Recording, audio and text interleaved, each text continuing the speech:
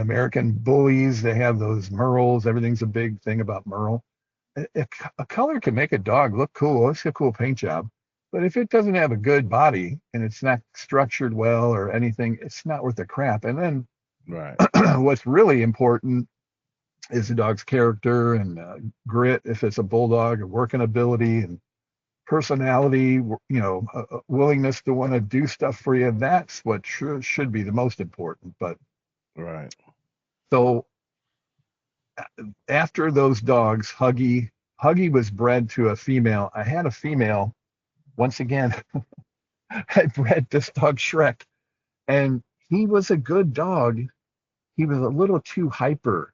Like he was a 110-pound dog, and like he had two speeds: sleep and Go. bouncing off the walls, Yeah. and just Yeah. kind of stupid. He was a little weird, short backed, very thick bone. He loved me, and I could handle him just fine. But once he got to a certain age, everybody came to my yard, all my friends from out of town and stuff. Oh man, I want to see him. So he'd go into his yard and he'd get excited, and I couldn't figure out why he was doing it. And I had one friend that was like, he's like a steroid freak bodybuilder guy, and it was Yeah. wintertime. He had one of these big overcoat things, like a cowboy Marlboro man.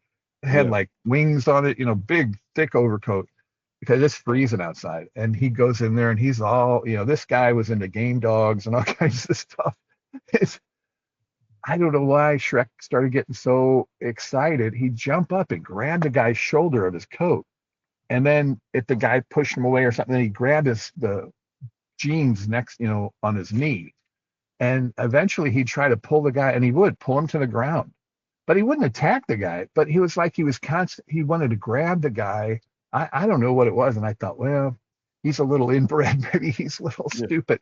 I don't know. But it got to the point where I was a little afraid. I thought I don't want to produce dogs like this. Right. He's friendly, and I'm sure he's the type of dog with his family. He'd always be cool. But with strangers, I can't. I have there was a dog behavioralist that had some of my dogs that I asked him about it, and he said, yeah, he's so gung ho and hyper, he just would go through the checklist of what he wants to do to be dominant or something, which Yeah.